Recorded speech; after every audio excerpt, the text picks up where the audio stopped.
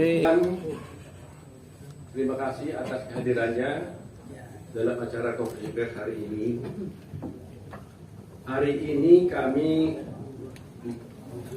mendapat tamu kehormatan Kang Deddy, semua pasti sudah kenal, Deddy Mulyadi, yang selama ini begitu aktif menaruh perhatian pada kasus Vina. Dia itu banyak melakukan investigasi, pertemuan-pertemuan mengenai kasus Vina ini, sebagaimana kita ketahui bersama dan kita bisa lihat di vlog-vlog dia maupun di dalam video-video yang sudah ditayangkan di media sosial. Kedatangan Pak Deddy ini tidak sendiri, tapi beliau datang bersama dengan 4 orang. Nanti kita jelaskan 4 orang ini adalah 4 orang saksi yang pernah diperiksa di Polda Jawa Barat dan juga pernah menjadi saksi dalam perkara Vina pada 2016 yang lalu. Selain 4 orang ini, kami juga kedatangan bersama dengan Kang Deddy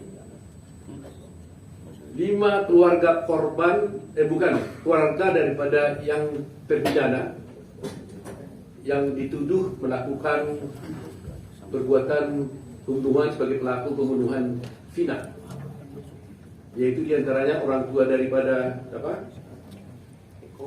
Eko Jaya, Supriyanto, terus Sandi, terus sama Hadi Saputra. Jadi ini keluarganya ini. Bersama Kang Deddy mereka datang sini mengadukan bahwa menurut keterangan daripada orang tua yang 5 orang ya, berarti ya 5 orang ini, sesungguhnya mereka ini tidak pernah melakukan perbuatan yang sudah dijatuhkan hukuman kepada mereka. Tetapi mereka dulu terpaksa mengakui dalam berita acaranya karena ada penekanan, penyiksaan terhadap mereka sehingga terpaksa mengaku. Itu cerita yang kami dapatkan dari keluarga orang tua daripada 5 orang tersebut. Di samping itu ada 4 orang di sini saksi. Yang 4 orang ini adalah satu bernama Okta ya, mana Okta? Berdiri. Okta, ya.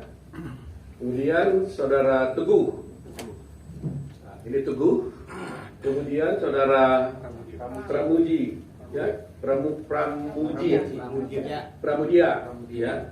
Kemudian Ahmad Saifuddin. Nah, 2 diantaranya ini pada waktu 2016 dulu itu adalah pernah menerangkan hal-hal yang sesungguhnya tidak sesuai dengan yang fakta yang sebenarnya. Tapi 2 diantaranya tetap konsisten dengan apa yang sebenarnya, yaitu adalah saudara Okta dan saudara Abu Saifuddin. Ini konsisten 2 orang ini. Sedangkan yang Pramudia dan Teguh datang kami dan tadi bertemu di atas menceritakan bahwa sesungguhnya apa yang saya ceritakan yang dulu itu tidak benar dan bermaksud untuk mencabut semua keterangan mereka dan akan dinyatakan yang sebenarnya.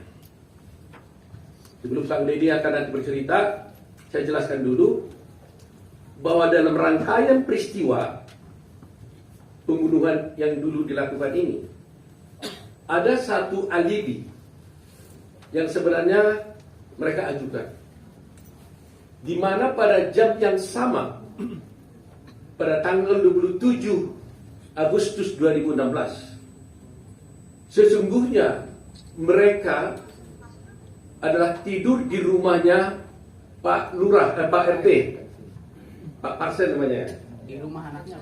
Di rumah anaknya, ya, di rumah anaknya Pak RT. Pak RT-nya ada di sampingnya, di sampingnya. Nah, jadi coba bayangkan, lebih kurang di antara jam-jam tersebut, jam 9 sampai jam 10, jam 12, itu mereka ini katanya mulanya dari awal, dari sore, dari maghrib, mereka pergi dulu ke rumah, ke warungnya Ibu Nining. Dari rumahnya Ibu Nining, mereka pergi ke rumahnya bapaknya Hadi, rumah Hadi. Dari rumahnya Hadi, lebih kurang jam 9, jam 10, mereka pergi ke rumahnya anaknya Pak RT. Dan tidur sampai pagi. Jadi artinya peristiwa yang dituduhkan kepada mereka itu yang terjadi di jam-jam yang sama, lebih kurang jam 10, jam 9, 10 sampai jam 12 itu, di hari yang sama, tanggal 27 Agustus 2016 itu, mereka itu berada di rumah RT, di rumah anaknya ketua RT. Sehingga kalau ini benar, maka berarti peristiwa mereka melakukan pembunuhan itu adalah pasti tidak benar. Mereka mengatakan, saya tanya kepada Pramudia, coba jawab, kenapa saudara Pramudia dulu kamu mengatakan bahwa kamu sebenarnya tidak benar ada di rumah itu, di rumah RT, gitu ya? Nah, sekarang dia bilang sesungguhnya juga benar, dia ada katanya. Coba jelaskan dulu. Coba. Sebenarnya waktu ada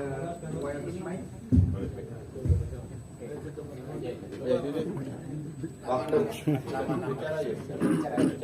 dulu saya di BAP tahun 2016 saya berkata yang sejujurnya.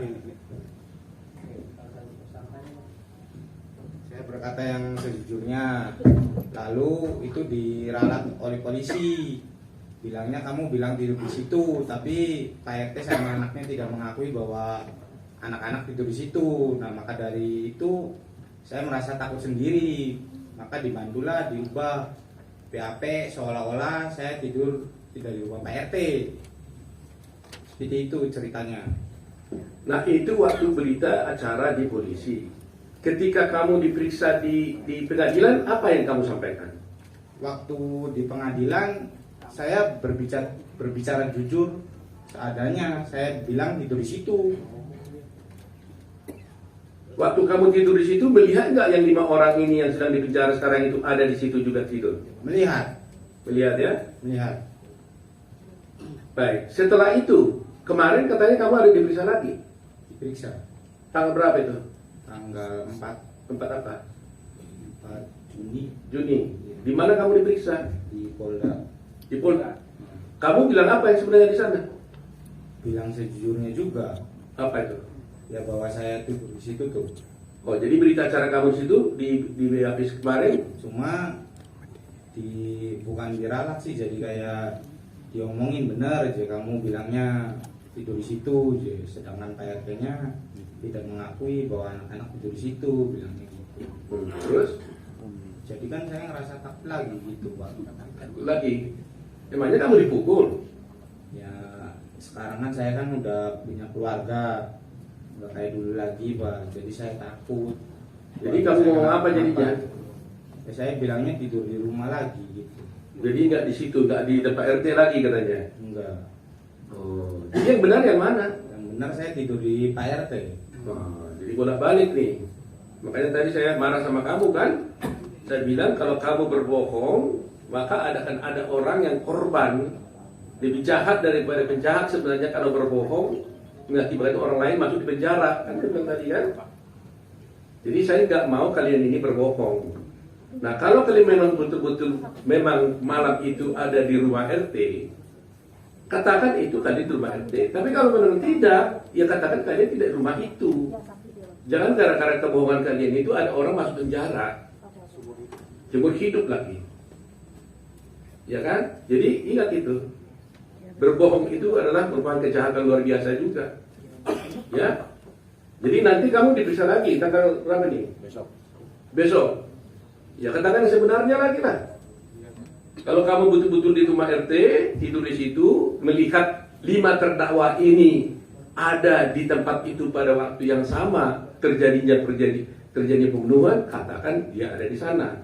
Tapi kalau memang kamu betul-betul pulang ke rumah, gak lihat, gak tidur di situ, gak melihat anak-anak itu ada di sana, ya katakan juga seperti itu. Kami Peradi mau bantu kalian kalau jujur, kami juga tidak mau dijadikan alat. Kita harus benar-benar membela kebenaran. Kang Deddy ini sudah begitu capek, mengeluarkan air mata, mengeluarkan biaya, waktu dan tenaga untuk bisa mengungkap kasus ini. Terima kasih nih Kang Deddy, luar biasa nih Kang Deddy. Ya, luar biasa. Kami sendiri merasa tersentuh sekali. Sebenarnya ini tugas pengacara sebenarnya itu. Ya, tapi Kang Deddy sudah mulainya, maka kami juga tergerak hatinya untuk bisa membantu ini. Nah, itu tadi Pramudia. Kemudian satu lagi Teguh. Nah, apa yang terjadi dulu Teguh? Waktu dulu kamu di BAP zaman dulu 2016 kamu ngomong apa?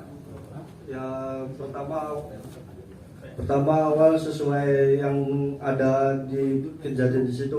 Cuman di Teguh nerangin yang sebenarnya malah nanti kamu akan terlibat gitu.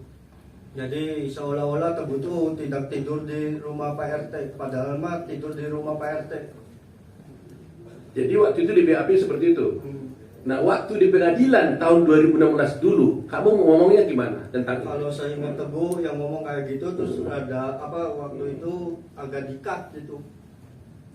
Waktu itu kamu mau ngapa sebenarnya? Mau bilang apa waktu itu? Ya yang sejujurnya Teguh. Yang sejujurnya itu apa? Ya, yang kumpul di rumah Bu Nining, terus di rumah Hardi, terus tidur ke rumah Pak RT. Artinya kamu tidur di rumah Pak RT pada tanggal 27 Agustus. Iya. Jam berapa lebih kurang? Kalau nggak salah sekitar jam 10 tidur di rumah Pak RT. Seperti waktu di rumah Pak RT kamu melihat nggak 5 orang terdakwa ini? Ada. Ada di situ. Siapa aja yang ada di situ? Eka, Jaya, Hardi, Supri, Eko. Eko. Iya. Saya mau tanya satu hal paling penting ini ya. Anak Pak RT ada di situ nggak? Ada. Tidur di situ. Iya. Ditangkap nggak waktu itu dia? Kurang tahu tuh. Hmm? Kurang tahu. Kalau kata temen mah katanya sempat dibawa, Terus dikeluarin lagi. dikeluarin lagi. Anak RT ini jadi saksi nggak di pengadilan? Jadi, Hah? Jadi anaknya kalau nggak salah mah sama Teguh waktu itu tuh. anaknya juga ada. Iya. Jadi saksi di situ ingat? Iya. Pasti ingat atau enggak? Nah, kalau gini-gini, kalau nggak pasti, jangan bilang pasti. Kalau nggak ingat, bilang nggak ingat. Jangan coba-coba menjawab yang Anda tidak ingat. Anaknya, bapaknya ada pasti. Bapaknya ada. Adanya. Anaknya? Lupa sih waktu itu. Coba nanti kita cek di dalam berkas perkara ya. Ini contohnya seperti inilah. Jangan coba-coba ini ya. Nah, sekarang saya mau tanya. Kalian kan bilang bahwa kalian tidur di rumah Pak RT. Pak RT-nya tahu nggak kalian di rumah Pak RT? Di rumah anaknya itu? Tidak tahu. Hah? Tidak tahu Pak RT-nya. Kalau anak-anak tidur di situ. Tidak tahu? Oh, tidak ada di situ? Iya. Oh, tidak tahu? Mungkin dia di rumah sebelahnya. Di rumah sebelahnya? Iya. Soalnya rumahnya kan dekat-dekatan tuh, sebelah-sebelahan. Karena menurut berita acara, mungkin Pak Deddy bisa jelasin, Pak RT ngomong apa Pak Deddy ya? Jadi Pak RT-nya tidak mengakui anak-anak tidur di rumahnya anaknya Pak RT. Jadi Pak RT itu tidak mengakui kamu dan teman-temannya itu tidur di rumah anaknya. Iya. Itu berita acaranya begitu Pak RT. Iya. Padahal dia tidur situ. Nah, ini peristiwa hukum yang akan luar biasa nanti. Pak RT tidak mengakui mereka ini tidur di rumah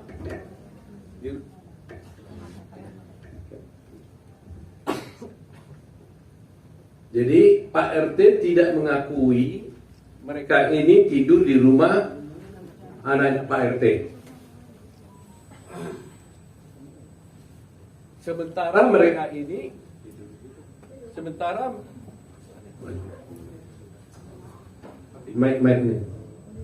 Sementara mereka ini 4 orang ini mengaku tidur di rumah Pak RT pada jam yang sama.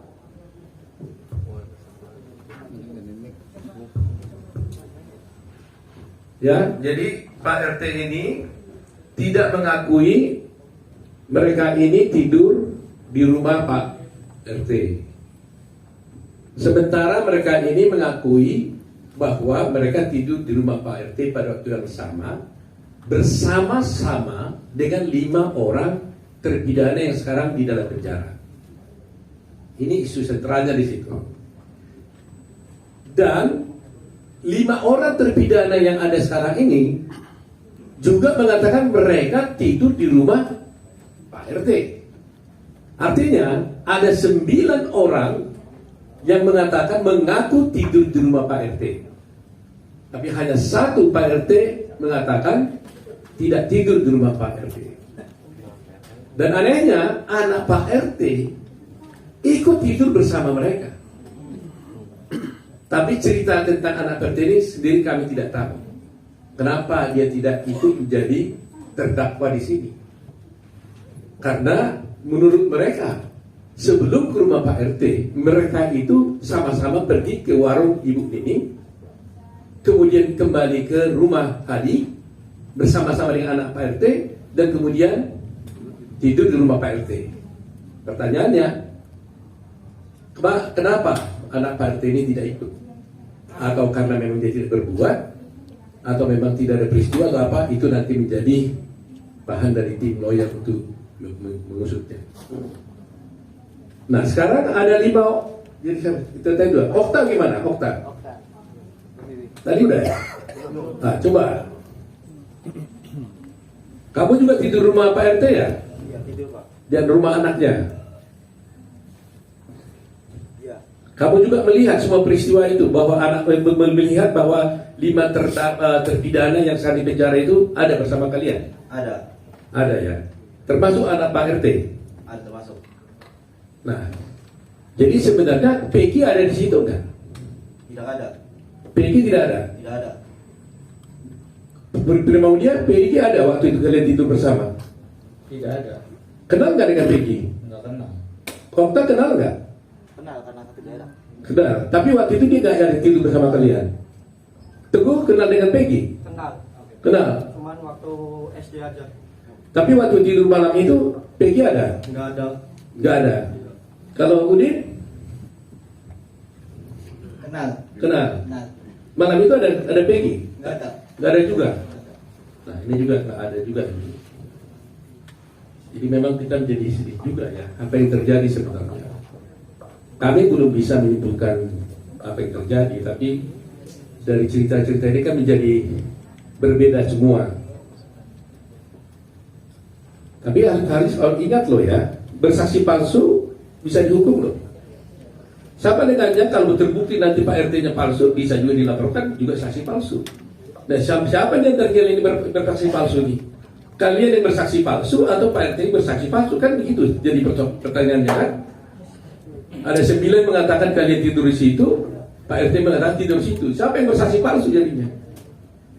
Ini masalah hukum yang serius. Itu fase pertama. Sekarang yang kedua mengenai terdakwa 5 orang yang ada di penjara sekarang. Ibu dari siapa? Kakaknya Supriyanto. Kakak. Boleh berdiri Bu, maaf Bu. Berdiri, Bu. Ibu kakaknya Kakaknya Supriyanto. di dalam penjara sekarang. Iya. Yang dituduh juga pembunuh di situ. Iya. Nah cerita yang ibu tahu bagaimana? Sama Pak.